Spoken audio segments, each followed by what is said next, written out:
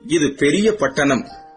மெஸ்ராயிம் லூதிமையும் அனாமிமையும் லெகாபீமையும் நப்தூகிமையும் பத்ருசீமையும் பெலிஸ்தரின் சந்ததிக்கு தலைவனாகிய கஸ்லூகிமையும் கப்தோரிமையும் பெற்றான். கானான் தன் மூத்த மகனாகிய சீதோனையும் கேத்தையும் எபூசியரையும் எமோரியரையும் கிர்காசியரையும் ஈவியரையும் அர்கீரியரையும் சீனியரையும் அர்வாதியரையும் செமாரியரையும் காமாத்தியரையும் பெற்றான். பின்பு கானானியரின் வம்சத்தார் எங்கும் பரவினார்கள். கானானியரின் எல்லை சீதோன் முதல் கேரார் வழியாய் காசாமட்டுக்கும், அது முதல் சோதோம் கொமோரா அத்மா செபோயும் வழியாய் லாசாமட்டுக்கும் இருந்தது. இவர்கள் தங்கள் தேசங்களிலும் தங்கள் ஜாதிகளிலும் உள்ள தங்கள் வம்சங்களின் படியேயும் தங்கள் பாஷைகளின் படியேயும் காமுடைய சந்ததியார். சேமுக்கும் பிள்ளைகள் பிறந்தார்கள். அவன் ஏப்பருடைய சந்ததியார் எல்லாருக்கும் தகப்பனும் மூத்தவனாகிய யாப்பேத்துக்கும் தம்பியுமாய் இருந்தான்.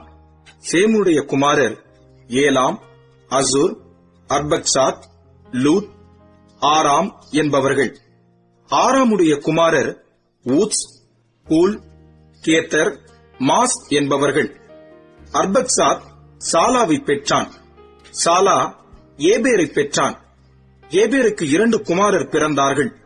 ஒருவனுக்கு பேலேகு என்று பெயர், ஏனெனில் அவனுடைய நாட்களில் பூமி பகுக்கப்பட்டது. அவனுடைய சகோதரன் பேர் யுக்தான்.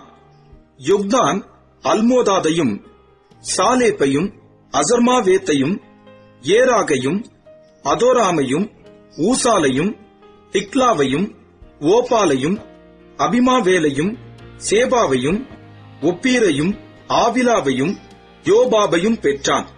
இவர்கள் அனைவரும் யுக்தானுடைய குமாரர். இவர்களுடைய குடியிருப்பு மேசா துவக்கி கிழக்கேயுள்ள மலையாகிய செப்பாருக்கு போகிற வழி மட்டும் இருந்தது. இவர்களே தங்கள் தேசங்களிலும் தங்கள் ஜாதிகளிலும் உள்ள தங்கள் வம்சங்களின் படியேயும் தங்கள் பாஷைகளின் படியேயும் சேமுடைய சந்ததியார். தங்கள் ஜாதிகளில் உள்ள தங்களுடைய சந்ததிகளின் படியே நோவாவுடைய குமாரரின் வம்சங்கள் இவைகளே. ஜலப்பிரளயத்துக்கு பின்பு இவர்களால் பூமியிலே ஜாதிகள் பிரிந்தன.